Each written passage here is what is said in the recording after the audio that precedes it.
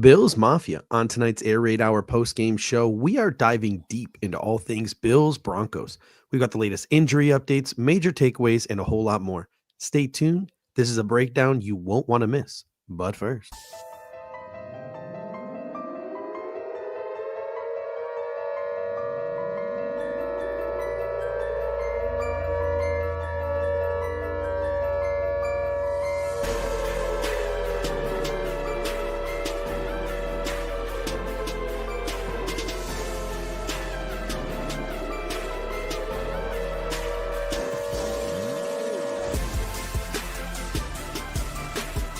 welcome to the Air Raid Hour, a Cover One Network podcast.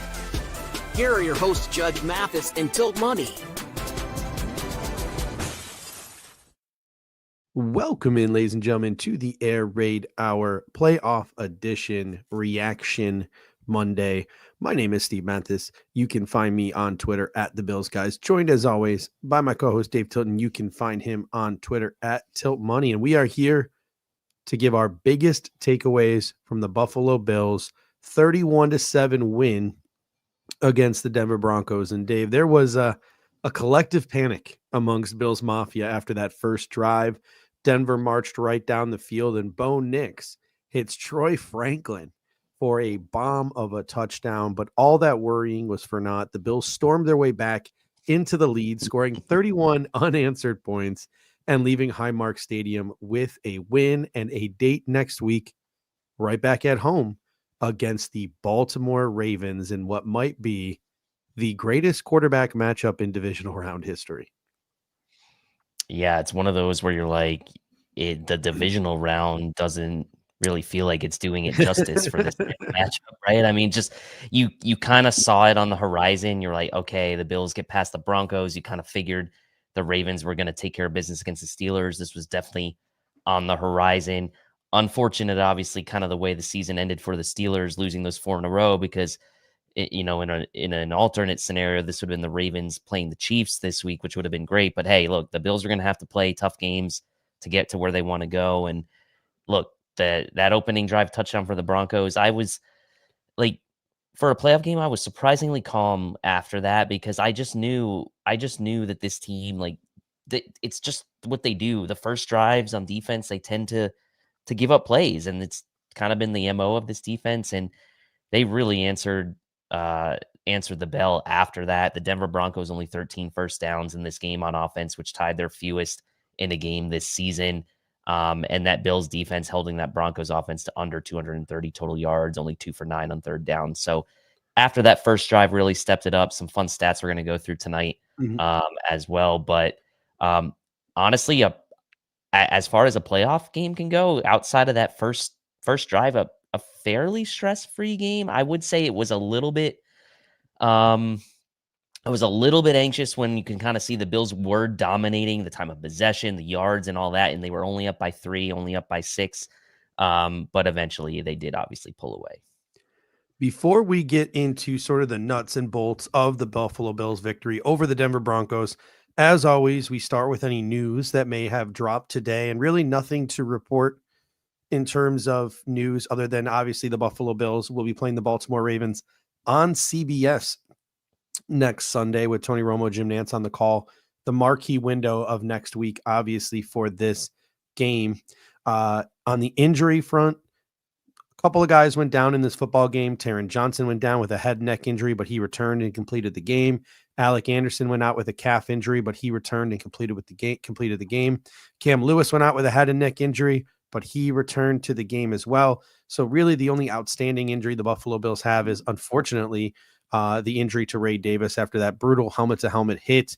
That was mostly the result of a hospital ball from Josh Allen, and you could see the look on Josh Allen's face, absolutely mortified that he let that pass get away from him and put Ray Davis in harm's way. Ray Davis is likely in concussion protocol, so that is something we will have to monitor over the course of the week.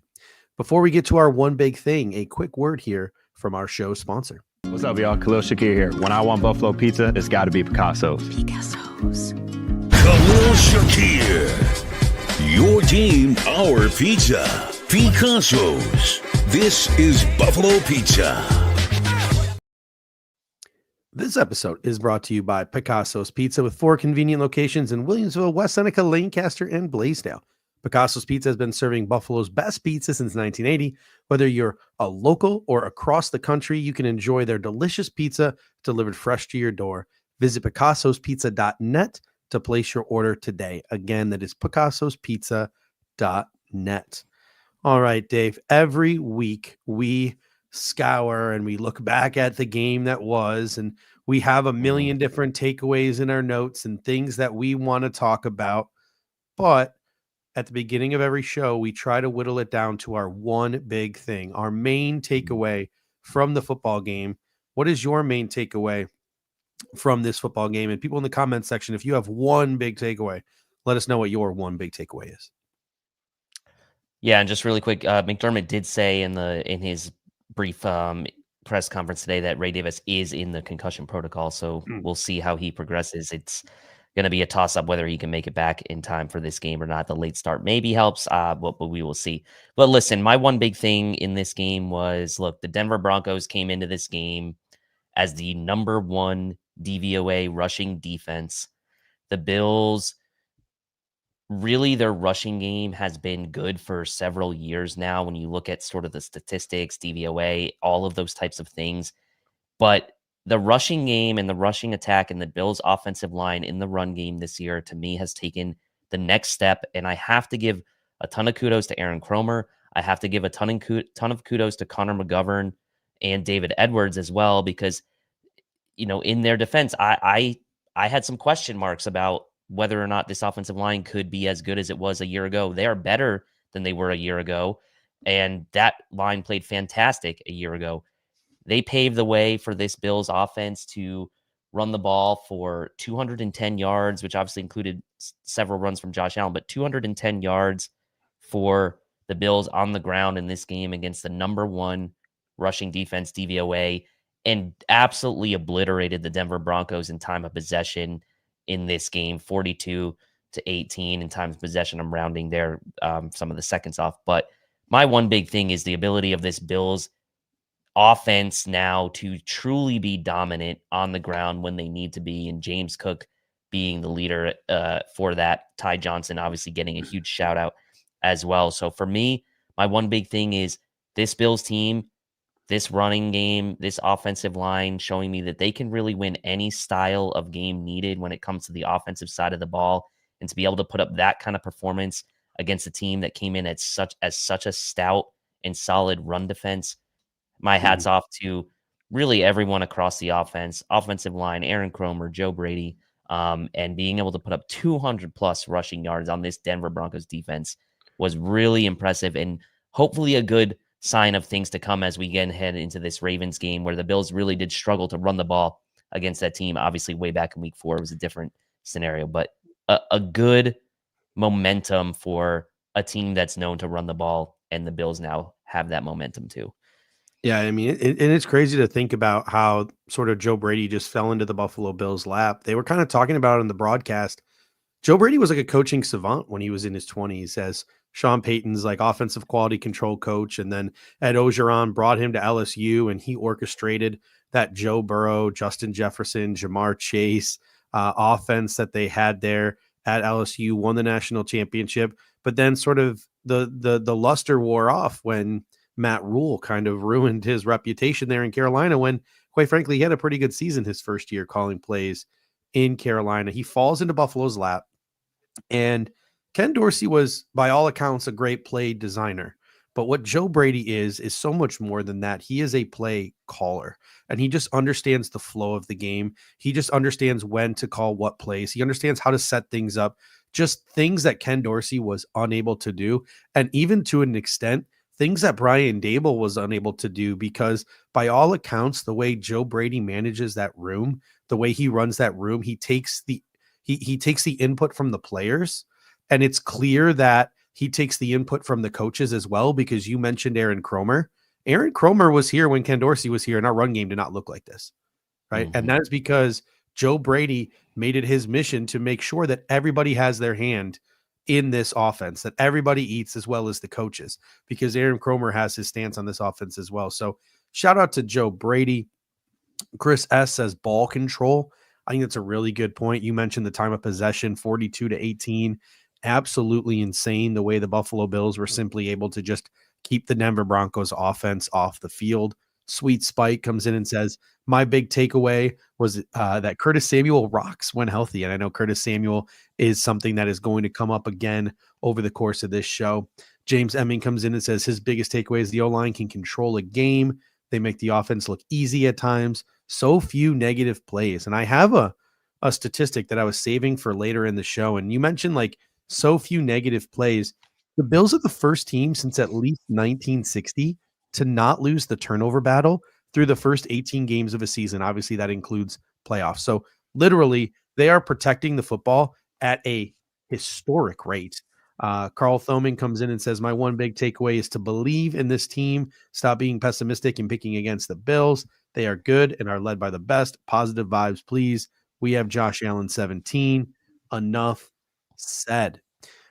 I agree with all of those things, and those are all great points. My one big thing kind of piggybacks off of what you said and what a lot of people in the comments say, and that is the intentionality in which the Bills attack the Broncos and then the execution from the players. But the intentionality to me comes from the coaching staff. The coaching staff had and did an amazing job preparing these guys to exploit the Denver Broncos in all three phases. Every team tries to be intentional when game planning against their opponents, but that doesn't always mean it's going to land. And the Buffalo Bills game plan set forth by the coaches, it landed. At one point in the fourth quarter, Sean Payton was seen absolutely chewing out Vance Joseph. Like they were having a heated argument on the sideline in full view of everybody and in full view of the TV cameras. Sean Payton hinted at post game that they did not expect to see the Bills run the ball with such regularity because, as you mentioned at the top of the show, the data said that anyone in their right mind would attack that defense through the air and not on the ground. So we had an offense that zigged when the Broncos expected them to zag. On defense, all game, it looked like the back end guys, minus that first drive, were doing such a good job communicating, knowing what Bo Nix was calling, seeing it coming, pointing it out, and then keying in on whatever it is the Broncos were doing. It seemed like on a number of occasions they called out the play before the play and then absolutely blew it up. And even on special teams, right? Give Matthew Smiley a little bit of credit because we're going to knock on him a little bit in a little bit. But Tyler Bass was even bouncing balls in the landing zone because if you bounce the ball in the landing zone and it rolls into the end zone, the touchback starts at the 25 instead of the 35. So the Bills got a field position advantage because they had been working on a special kind of kickoff that was different from the type of kickoff that they had been utilizing all year. The Bills are in a reset year. This roster, no offense, is lacking compared to some of the other rosters that are still left in the postseason. So they need every single advantage that they can get. The Buffalo Bills coaching staff, led by Sean McDermott and Joe Brady and Bobby Babich, and they gave them that edge on Sunday. And kudos to the players for going out there and executing. Yeah, and they are going to need every advantage if that's coaching, if that's health, right? If that's obviously having Josh Allen, this offensive line and Josh Allen. I mean that can really equalize a lot of the questions about maybe some of the other areas on the roster. And yes, like this roster doesn't necessarily have the superstar players at every position group or whatever you want to call it, but they do have some elite they do have elite guys that can carry them, like Terrell Bernard and Josh Allen and James Cook. And then if they can get the contributions from Khalil Shakir, who, is at an elite level now, I would say, and other guys like Dawson Knox made a few plays in this game, and even Kincaid made a nice catch, which probably wasn't really a catch, but Bills got up and were quick to get that next playoff. So a lot of good things. The coaching is certainly one of the areas where the Bills have faced criticism in the past for as good as they've been with some of these, 12, 13 win seasons they've had. The coaching staff has still come under fire in a lot of moments, and especially in the playoffs. But at least for now, the coaching staff and especially Sean McDermott and the offensive coordinator for this team, which has been criticized, whether it was been Ken Dorsey, Brian Daboll, and now Joe Brady, there's not that criticism right now. It seems like they are up to the challenge. They are in the moment. the moment is not too big for them. Now, this could all change come next Monday or next Sunday, but for now, it seems like they are ready for the moment. And we've seen that throughout this year with Sean McDermott on the sideline. He has looked like he's been ready for the moment, as has Joe Brady. Some great comments here. Kyle Goodsmer says, I don't know the stats for us after halftime, but we go back, talk it over, and come out like a freight train all season long. Yeah, the Buffalo Bills have some, again, I don't have the stats in front of me either, but pretty historic, like point differential, EPA per play, DVOA, all those various different statistics. Second half of a football game. Like the Bills are up there with the best of them in the National Football League.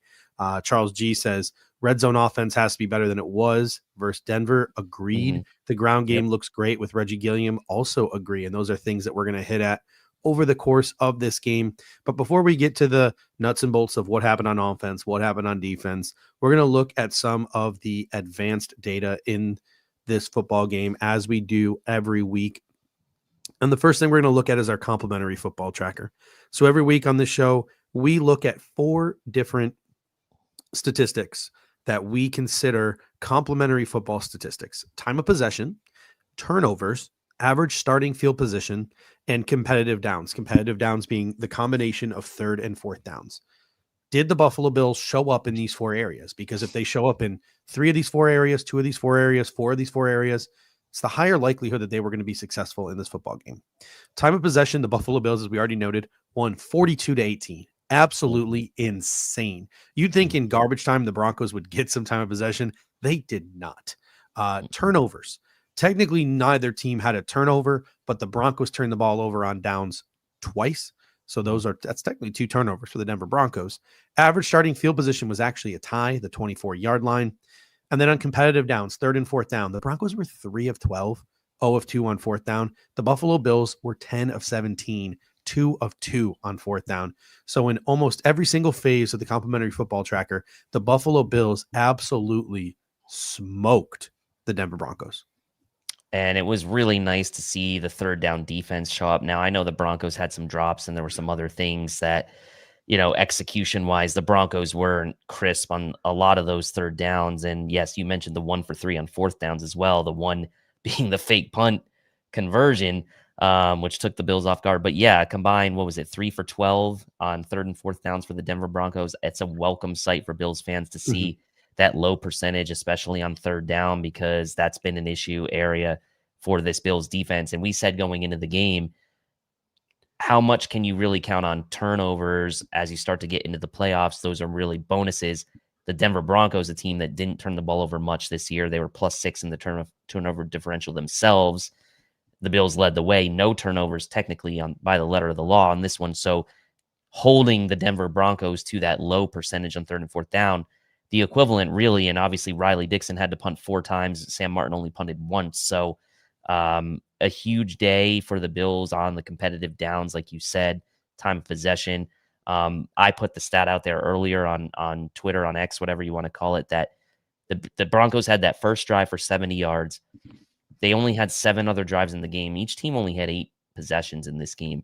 3 of those drives resulted in 3 and outs and a total of 9 yards. And the other 4 drives they had only amounted to 145 yards and 0 points. So really just a stellar response by the Bills after that opening drive on defense. And obviously the Denver Broncos, I'll give them credit because I do like Bo Nix. I think they overachieved a bit, I think, on offense this year with Bo Nix. Maybe a year ahead of schedule for them with that offense. Outside of Cortland Sutton, they're still trying to figure it out. They don't really have a tight end. Javonte Williams is going to be gone probably after this year. So a really good job for the Bills to not let a team that really didn't have the experience and maybe was ahead of schedule not stay in the game for too long, right? They did what they needed to do.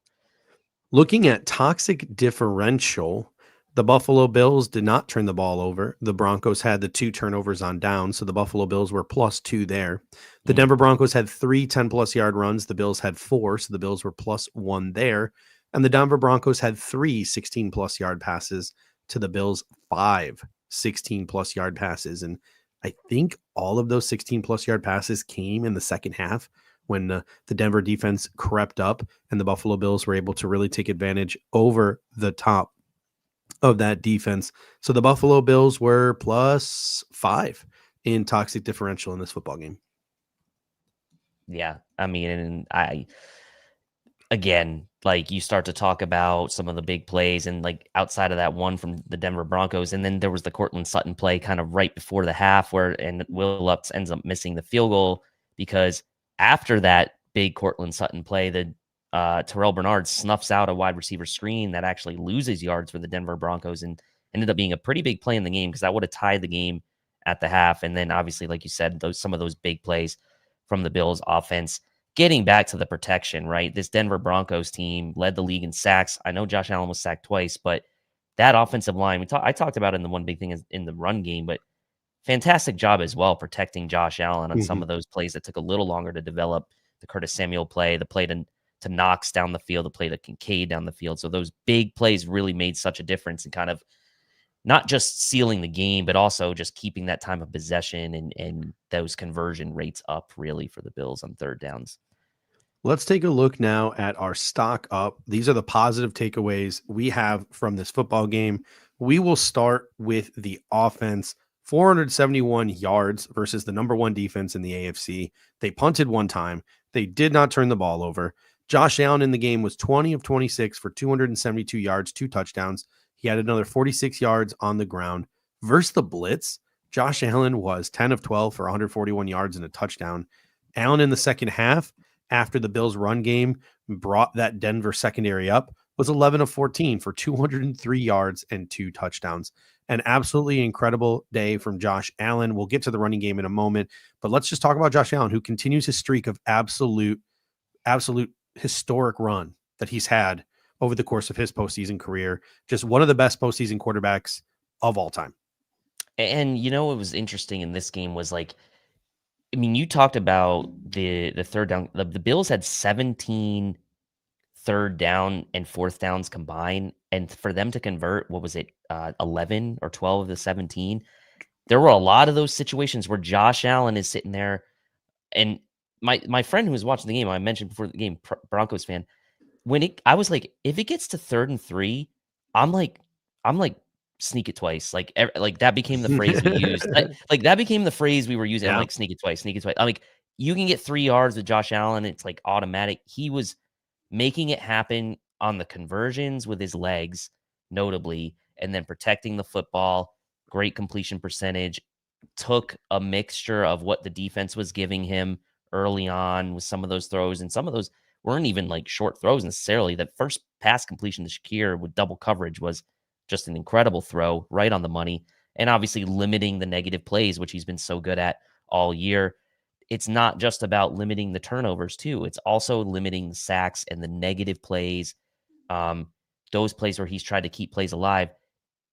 It's been a lot cleaner for him this year and in this game too, just evading pressure, moving out to his right and really making sure that there's no negative plays. So just another super efficient game, over 300 total combined yards for him in this between rushing and passing, the 2 touchdowns. And so just the postseason accolades and level of play continue for him. And it just really highlights again that whole conversation that Bruce has been arguing on social media about wins not being a quarterback stat, especially in the postseason when it comes to Josh Allen, who's just been absolutely fantastic in his postseason career so far.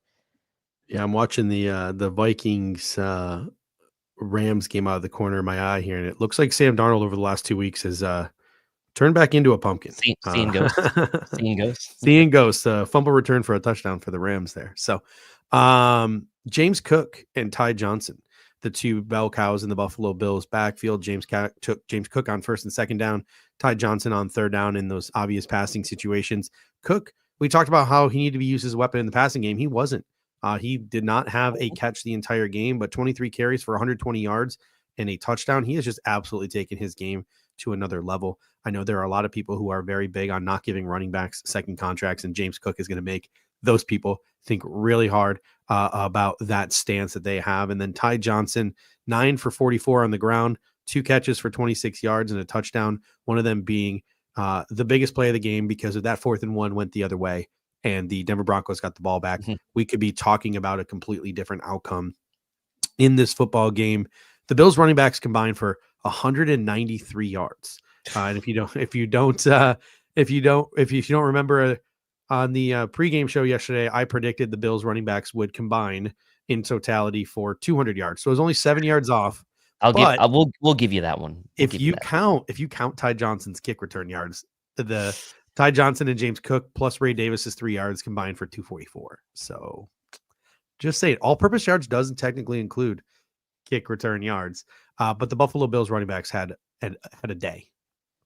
I mean, again, we keep talking about Ty Johnson every week as a wild card or as a contributor, and like we said, like he's going to be a factor in this game in the passing game. I said, I mean, granted, I thought the game would be closer. I said Ty Johnson would catch a game-winning touchdown.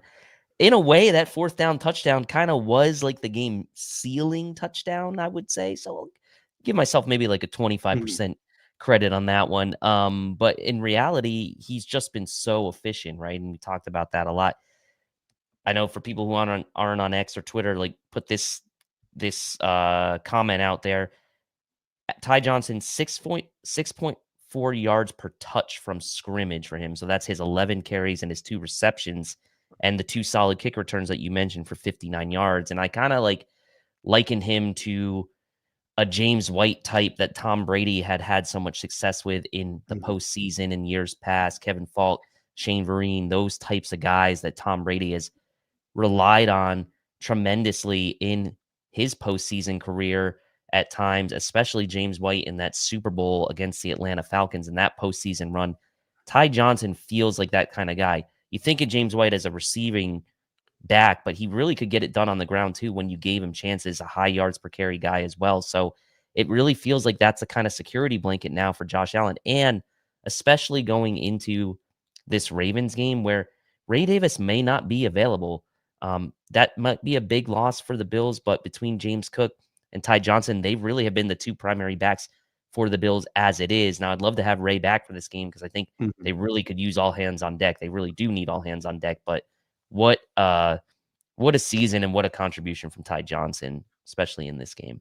Yeah, honestly, when James Cook was drafted, I thought the Bills were like, all right, they found their J.D. McKissick that they lost out on. Like, yeah, it's kind of high, but it's a late second-round pick. We traded back twice. He's going to be that sort of 1B option, the Buffalo Bills backfield. He'll be an awesome receiver, and he'll contribute a little bit on the ground. And honestly, like his receiving contributions are nothing compared to what he has done on the ground. I mean, he is an absolute slasher. He gets yards after contact. His vision has just been absolutely incredible. Honestly, I was not expecting that. I expected things from James Cook when he was drafted. I thought it was a good draft pick, but I was not expecting what he has delivered. And RJ Melville comes in and says, after watching Saquon and Henry more and more earn their contracts, maybe paying an elite running back is okay now. And I saw this comment on Twitter a couple of days ago, and it really got me thinking. And I apologize because I don't remember who was tweeting about it. I wish I could credit them, but I can't. And the comment was the way the paradigm is shifting in the National Football League, because the way offenses play change every couple of years based on the way defenses change. And now defenses are getting back into these 2 high shells. And so teams need to run the ball more. And all the best teams in football now have these running backs, Saquon, Derrick Henry. The Bills can run the ball. All the good teams run the ball now, right? All of the elite teams in the National Football League can beat you. All those teams have very good offensive lines too, though. Yeah, that as well. That as well. But the comment on social media was maybe RB1 is going to start getting the contracts that have been going the last couple of years to wide receiver 2s. Yeah, I could letting see those that. wide receiver 2s walk and start paying the RB1 that money. Yeah, I mean, and also the way that things have kind of gone is, if you think about that in sort of connection or in collaboration with how you go into the NFL draft, right? It certainly seems in recent years, it used to be that early round receivers, and it's been this way probably for like a decade now, but early round receivers didn't necessarily contribute as rookies immediately. But that's kind of like going back to kind of like the AJ Green, Julio Jones. They started kind of that trend of rookie receivers really contributing from day one. And you can go out and get a rookie receiver in the draft that can contribute from day one if you want to make that sort of your wide receiver 2 on a cost controlled situation where then maybe you decide you do want to pay an RB1. That's kind of where the Bills are right now, right? Because they have Keon Coleman as a rookie. Now, the decision I think the Bills will end up having is like, what are you going to do with Khalil Shakir as well, right? Because he's not necessarily a top end wide receiver one, but I really don't think the Bills want to let him out of the building either. So, Yeah, the Bills have a ton of decisions to make between James Cook, Khalil Shakir, Gregory Rousseau, Terrell Bernard, Christian Benford. One of the downsides of drafting so well, especially drafting so well in clusters like that, all those players drafted within 2 years of each other, is that it comes time to pay them, and you might not be able to pay them all. So those are conversations for another day. Let's talk about the guys in front of James Cook and Ty Johnson. Let's start with the offensive line, but then there are two auxiliary blockers in Alec Anderson and Reggie Gilliam we need to have a conversation about. But Deion Dawkins, Spencer Brown, Connor McGovern, David Edwards, Osiris Torrance, these guys were absolutely incredible yesterday. They are so in sync. The one play that sticks out to me was the play where Josh Allen leaves the pocket and there are two guys sort of trailing him. And it almost seems like Spencer Brown just is so in sync and just understands Josh Allen now. He didn't even block the guys. He just walked in front of their way and got in their way. And that sort of chopped up the defenders, and Josh Allen got away and was able to make the pass or a scramble. I can't remember what it was at this point that he needed to make. That's just Spencer Brown and Josh Allen being in sync, being on the same page. Just an incredibly underrated play. You see on social media today, so many people just singing the praises of this Buffalo Bills offensive line.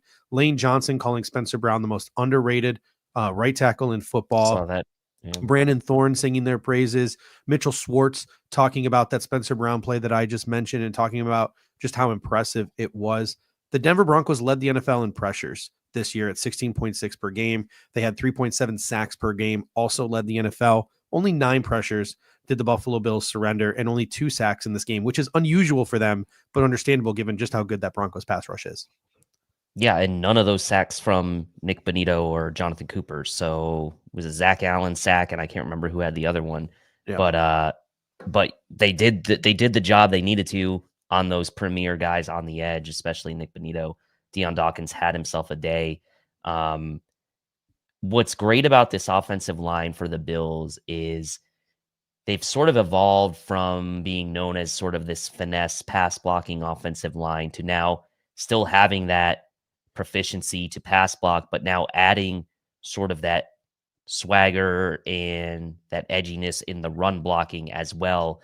And I don't know if it's just this composition of guys, Aaron Cromer, it's a combination of a number of things, right? But they've become an offensive line that you can rely on to kind of bully other defensive lines. That needs to continue, especially next week against Baltimore. And if they do advance and end up playing the Chiefs, it has to continue as well, because we talk about the Bills' defensive line at times letting them down in the playoffs. The offensive line at times has not really had the swagger, the toughness. It's been kind of that fake tough guy in the past from guys like Feliciano, et cetera. But they've evolved from that, and they now are a tough, gritty, complete unit that can pass block and run block. And it's no surprise to me that you see some of these teams that obviously have great quarterbacks still, but a lot of these teams left in the playoffs have great offensive lines as well. 2 other guys that deserve some praise are Reggie Gilliam and Alec Anderson. Reggie Gilliam, when he was on the field, they had the highest success rate of any grouping in EPA per play, and he played double-digit snaps in this game on offense. I think he's played double-digit snaps in 7 of the last 8 games. And Alec Anderson was on the field for 22% of the Buffalo Bills plays, and he got hurt, came back and still played 22% of the plays. The Bills led the league this year in 6 offensive lineman sets at 14.4%. So they were up 7% from their normal even average. He gives us an edge out there. He's probably one of the nastiest trash talkers that you're going to see. He's just a knockdown, drag out guy.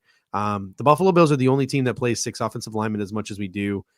It's a copycat league, and teams are going to start to copy what the Buffalo Bills are doing with the 6 offensive linemen. And again, shout out to Reggie Gilliam as well. Yeah, and I mean, what's nice to see is you're starting to see like even just a few more different wrinkles from the Bills running game. It's like, yeah, Rams have Darnold's just getting absolutely destroyed right now. And that Vikings team certainly looks like that Lions game and how things went at the end of the season is sort of carrying over into this playoff game for them. Bit deflated for them right now. Just Darnold doesn't have it. But yeah, I mean, Reggie Gilliam, they're doing a few different creative things with him in the running game as well. What I like is that the Bills now have options in the running game. It's not just the like same duo run off off the left side, or the same, like it's they have a lot of different things that they're doing. They can run to either side. It certainly keeps the defense off balance when it's not really a problem whether you want to choose to run to the left or the right. Then you mix in Reggie Gilliam as well as a lead blocker. And look, if push comes to shove, Reggie Gilliam could catch a pass if he has to as well. So really nice to see him kind of getting a little bit of due after the game yesterday, after all of these years for him being a kind of a fan favorite, getting some actual due in a playoff game, meaningful contribution is nice to see. Let's talk about some of these pass catchers, and let's start with Khalil Shakir. 6 catches for 61 yards. I mean, the dude is the yak king, an absolute pinball wizard out there. The way he is bouncing off of defenders. He was second in the league this year in yards after the catch. Very, very, very far behind Jamar Chase, but they get their yards after the catch by much different means. Just he's an easy button for Josh Allen, and Khalil Shakir just once again stepping up in a big way in a big game. And look, Josh Allen letting these guys work after the catch. And like you said, Yak Monster, Khalil Shakir takes pressure off of Josh Allen to be the hero. It's been like this all year. Just let these guys get the ball in their hands, let them work after the catch. And that's really been Khalil Shakir's game, not going down at first contact. And whether it's a screenplay, which we saw him creating pretty much yards out of nothing and multiple times, or even if it's not a screenplay and it's just like a crosser or something like that, and he's still making guys miss on first contact or using a spin move or just whatever it is, he's just got that balance. And again, gets back to that pre-draft conversation we had on him. One of his strengths was like just picking up those sneaky extra yards after the catch that you're just like, how did he get those extra couple? And he's taking that to like the extreme now, where he's like, it's not just 2 or 3, like it's 6, 7 yards at times that he's getting after the catch that you're just not expecting. So again, huge for the Bills, huge to take pressure off of Josh Allen and really set them up for a lot of these second and shorts, third and shorts, where they really did a great job converting. The Bills tight ends had a big day. Dawson Knox, 2 catches for 38 yards. Honestly, he should have had a touchdown, but Josh Allen just felt the pressure a little bit behind him. Didn't make the nicest throw in the world, and the Bills missed out on a touchdown there on that. I believe it was the second drive of the game. Ended up kicking a field goal. And then Dalton Kincaid, 3 catches. You mentioned the big one he had on that third down. He went for 47 yards in total. I just remember hearing on the TV screen 0, 0, 0. Like, oh, they're calling the cover 0. There's gonna be a bomb somewhere. And Josh Allen threw it up, and Dalton Kincaid came down with it. He really didn't come down with it, but he came down with it. And then the got up to the line quickly. They got to the line quickly and ran their next play. But again, the tight ends contributing. And then there was Curtis Samuel, 3 catches, 68 yards, a touchdown. He looked healthy and creating massive separation against first-team All-Pro Patrick Surtain. Aaron Quinn did a really funny thing. He took Josh Allen and he photoshopped 2 Josh Allens. And he was like, Curtis Samuel created 2 Josh Allen's worth of separation from first team All-Pro Patrick Surtain.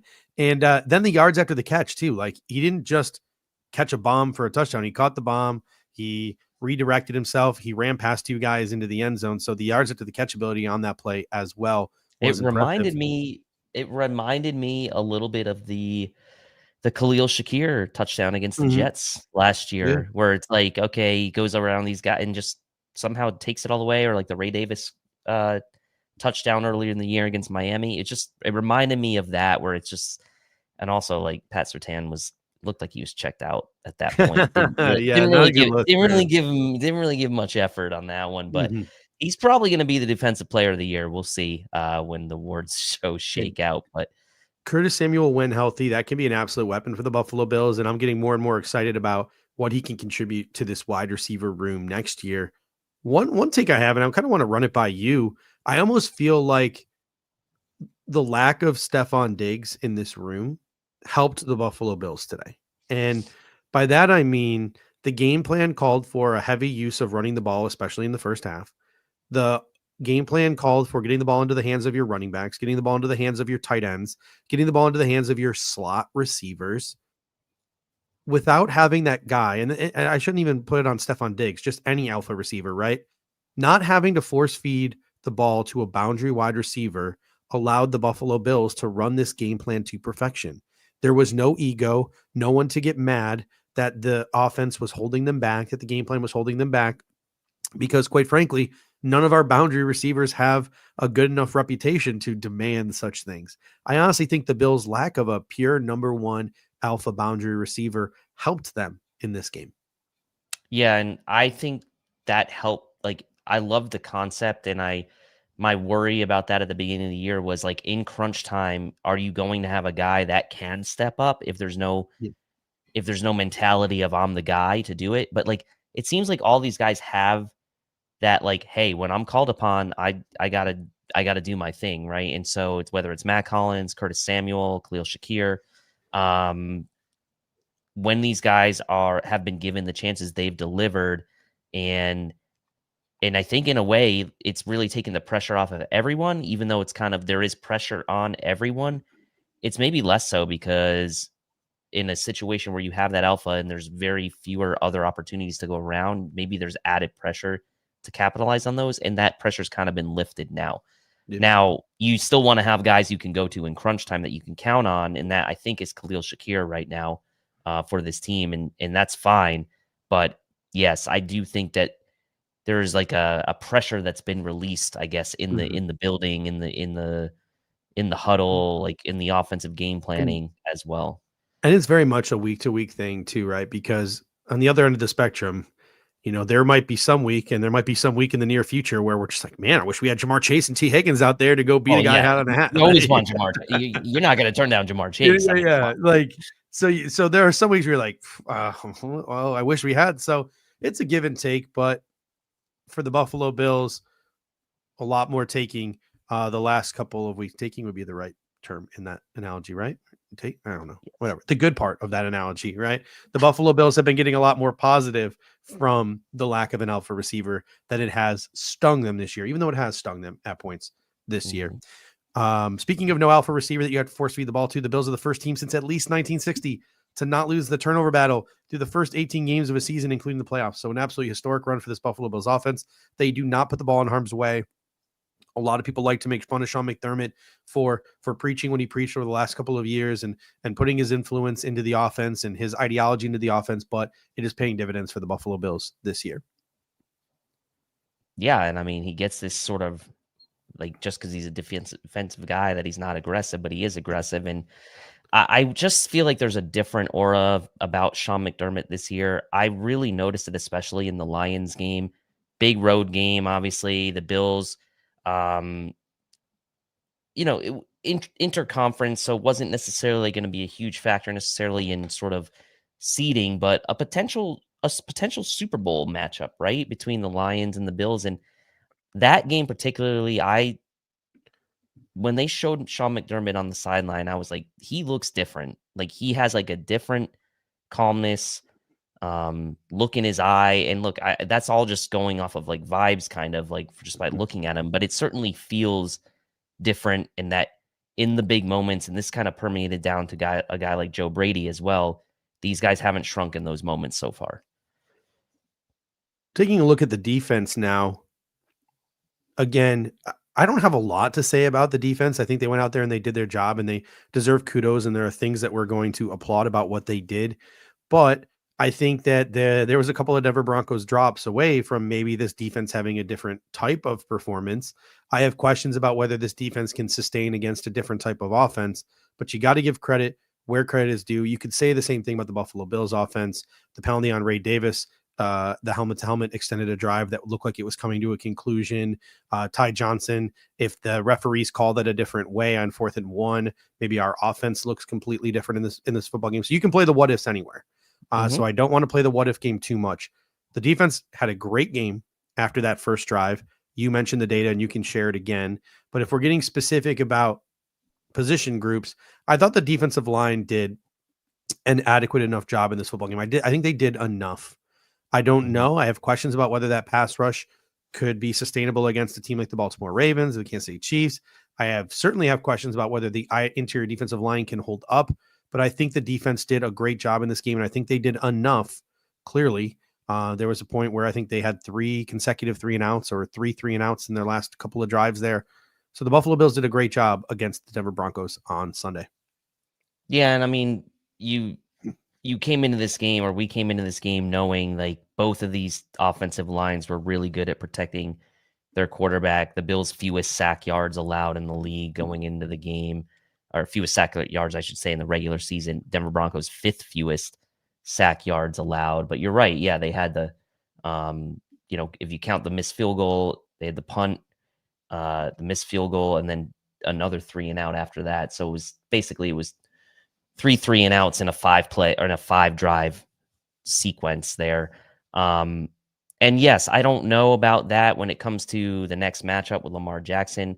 I do still have questions, and I think it's going to be the same question regardless of sort of what happened in this game against the Baltimore Ravens with the interior defensive line against Derrick Henry and co. But it certainly seemed like discipline-wise, Matt Milano and the linebackers were disciplined and sort of following that misdirection. And that's going to be big, obviously, against the Ravens. Milano showing a little more of that burst we were used to seeing. The mentals are coming back for him. The instincts are coming back for him. The pressure, obviously, that was one area where you're like, would have liked to see them get to Bo Nix a little bit more. And obviously the Bills benefited a few times from some drops by the Broncos receivers. But at the end of the day, that's still a solid, decent Broncos receiving core. Cortland Sutton can give the Bills problems. We saw a guy like Puka Nacua give them problems. Marvin Mims was a non-factor in the passing game, a guy that could have been a guy that damaged you over the top or in the screen game, but he didn't. The Bills did a good job there. And then the Denver Broncos really didn't utilize the screen game at all with their running backs, which I thought was an interesting strategy, or whatever the case may have been for Sean Payton. But you also have to give the Bills credit for basically giving the Broncos no possession either. So they didn't maybe even have a chance to get really into their game plan as much. So that was big. My thing here is like, you got to continue that 3rd down defense next week. Try to get off the field. You mentioned Milano. Looked like he got a step back. He started to get his sea legs under him. The Buffalo Bills stayed in nickel even when the Denver Broncos went into some of their condensed formations. So it'll be interesting to see if that trend continues next week, or they try something different against the Baltimore Ravens. I think Terrell Bernard and Taron Johnson and other guys in the secondary too deserve credit for this as well. They just did such a good job communicating, and I think the coaching staff did a great job preparing them. You mentioned like the screenplays and some of these other plays. It just seems like the Buffalo Bills knew what was coming. They communicated it, and they were able to just key in and drive right to where the play was going to occur. And I think that was really frustrating for the Denver Broncos at times. The Buffalo Bills were just really keying in on what the Denver Broncos were trying to do. So kudos to the communication. This defense thrives and is built off of that communication. You see guys like Terrell Bernard and Taron Johnson as the sort of key guys out there doing that communicating. And then again, Milano getting his legs back under him. That was a sight to see as well. And it'll be interesting to see again how this unit responds against the Baltimore Ravens. Special teams. Tyler Bass, 3 for 3, 2 for 2 on extra points. No long field goals, a long of 34, but a good day for Tyler Bass. Yeah, I mean, that's what you're looking for. You're looking for a day where you didn't want to have to count on Tyler Bass making kicks in a wild card game against the Denver Broncos to kind of put you over the top. So made the kicks a stress-free day as far as the fans and the Bills having to count on Tyler Bass for really a ton. Now, early in the game, the Bills down 7-0. You'd love to get those points on the board, right? Make it 7-3, and then ultimately like a couple important kicks still, even though they were shorter, because it kind of, the Bills were dominating in the time of possession and dominating in the yardage, but they weren't converting in the red zone. So like they had to put points on the board to kind of keep the Denver Broncos at bay at least long enough until that offense kind of figured it out, which they did in the second half. So not huge pressure kicks for Tyler Bass, but important kicks still early in the game to kind of give the Bills just that little bit of buffer between them and the Broncos.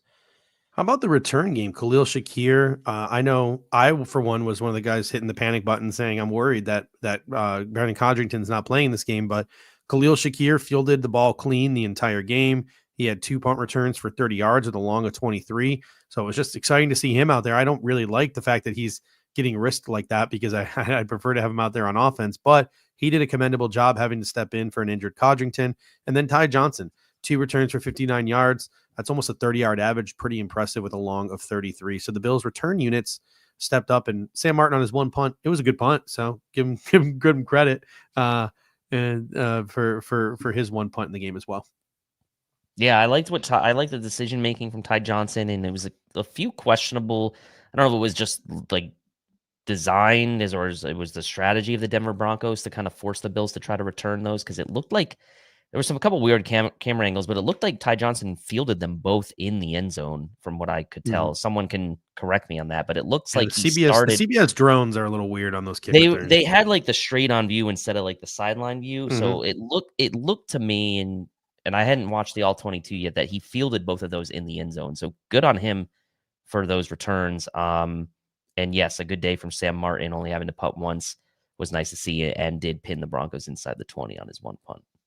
All right, let's talk about maybe some things on the negative side. Stock down, not a lot of things here.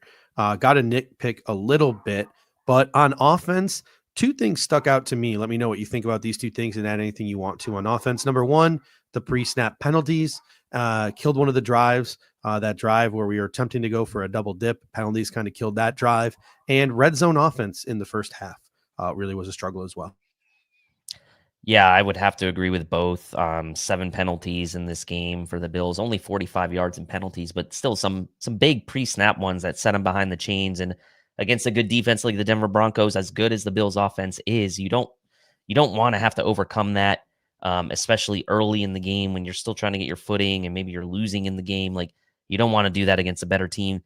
That's really been a problem for the Bills outside of a couple games this year. So I don't know how much that's going to get cleaned up. Hopefully they focus on it this week and that's not a problem for them. But the red zone offense, as you said, was a bit of a struggle for them today, or in this game. 1 for 5 in the red zone. Obviously the Denver Broncos, I think the best, or one of the best red zone defenses in the NFL. So a good job. Kudos to them as well for having some good plays. A few errant throws by Josh in the red zone and a couple calls that I didn't love. But again, I think we're nitpicking here. That was mostly early in the game, and a couple of the Bills' touchdowns obviously occurred from outside the red zone. So, two of their touchdowns, I believe, or was it 3 of them, I think, occurred outside the red zone. Yeah, I think that's the kind of thing that I think against good defenses, you want to be above 50%. Ideally, against a good team in the playoffs, you're really wanting to score touchdowns every time you get in the red zone. But ultimately, that's a bit of a nitpick against a really, really good red zone defense in the Denver Broncos. The defense, really just the first drive. Rasul Douglas and Taylor Rapp had a miscommunication. They talked about it. They both said they saw different things, but they fixed it. Clearly, the Buffalo Bills did not allow the Denver Broncos to score another point. And then on special teams, the fake punt didn't cost us points, but did allow them to pin us at the 1 yard line, which ended up killing our double dip opportunity because the offense having to drive 99 yards, they kind of shot themselves in the foot a couple of times with penalties. So killed the double dip with the fake punt there. Yeah, the fake punt, and then getting pinned down there was not ideal. I mean, it was an interesting fake punt. It's one of those where that's like the stock fake punt play, right? Is like the throw to the sideline to the gunner, right? I mean, so it's like that hurts. I gotta give credit at least to the defense for coming back on the field and forcing the punt. Again, I thought the Broncos probably could have attempted a long field goal there. I know Lutz hit the upright before the half, but had plenty of leg on that kick from 50 yards. And I think the kick they would have had on that time they did punt would have been about 57 yards. So not to say it would have been an easy kick, but I kind of understand why Sean Payton did that. They're trusting his defense, one of the best defenses in the league. You don't want to give Josh Allen the ball like around midfield. So I can understand it, but also I probably would have tried to get some points there if I was the Denver Broncos. You're on mute.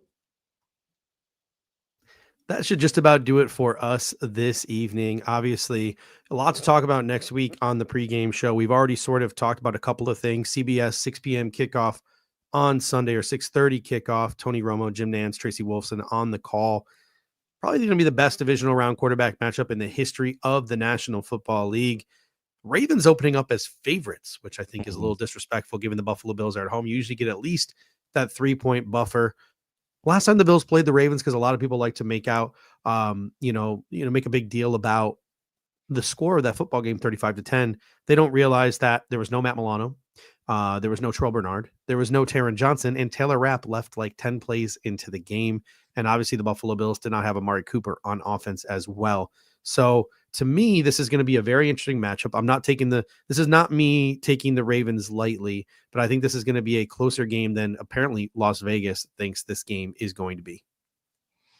I think some of this too is I just think it's not a great matchup for the Bills either. Like this is probably going to be it may be the Bills' toughest matchup on the road to the Super Bowl, right? And it's weird to say that in the divisional round, but we've seen the Bills beat the Lions. Not to say it's going to be easy to beat them twice if they do make it to the Super Bowl. And they've beaten the Chiefs, and they match up pretty well against the Chiefs. So it's nice that this game's at home. I think that it's just one of those things where they want money on both sides of this. If you're the sports books and if it's an under 3-point spread, then I still think that slightly tells you that they maybe expect the Bills are going to kind of going to win this game. But I kind of agree that it's a coin flip game right now. We'll obviously get into it a bit more as we get into the pregame show on Sunday, which that's going to be a long weekend wait, man, being the last game in the slot. I know why. I mean, it makes sense, but that's a long wait. That's a long wait all weekend. If you're looking to support us here at the Air Raid Hour, there's a number of things you can do. Number one, you can just simply hit that like button. It goes a long way to helping us with the algorithm. The second thing you can do is click that share button, copy, paste the link, share it on your social media, text it to a friend, family member, anyone you think might enjoy watching us here at the Air Raid Hour. Word of mouth is how we love to spread what we're doing here. So if you think anyone else would enjoy this show, please share it with them. And then the last thing you can do, once the show is done being a live stream and it is available on demand as a regular old YouTube video, going back and leaving a comment. It can be a positive comment, as we saw last week. It can be a negative comment and some negative feedback. That was a funny one. I enjoyed reading that one last week. Just anything, really.